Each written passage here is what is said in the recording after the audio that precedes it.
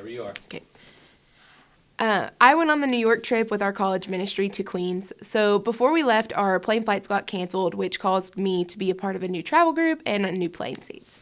So I gave my seat to another Revive person because they weren't comfortable with sitting next to someone that they didn't know, and I just didn't care as long as that I was on the plane. So I sit down next to this man who's about 40 years old, and he was friendly and said hi and recognized that we would be next to each other for the next 3.5 hours. Anyways, the first hour of the flight, I was reading and he was watching the show on his phone, and eventually I got a push from the Holy Spirit of just like, hey, talk to him and learn about him. This isn't out of the normal for me because I love learning about people, but it was definitely uncomfortable because he's twice my age.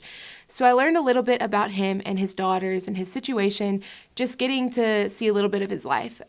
We eventually got into being a parent, which I'm not, and then the conversation got to a little sharing his life, and it led to me asking him where he was in his faith, and a little bit of discomfort from him, but eventually asked questions and wanted to know some things about my faith, and accidentally I kind of shared the gospel with him, and we ended up talking the rest of the flight for about 2 hours, and he allowed me to pray over him before we left paths.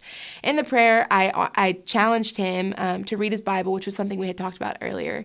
I don't know where Chris is today, but I pray that he remembers our conversation and his encounter with Christ and will open his Bible on his nightstand.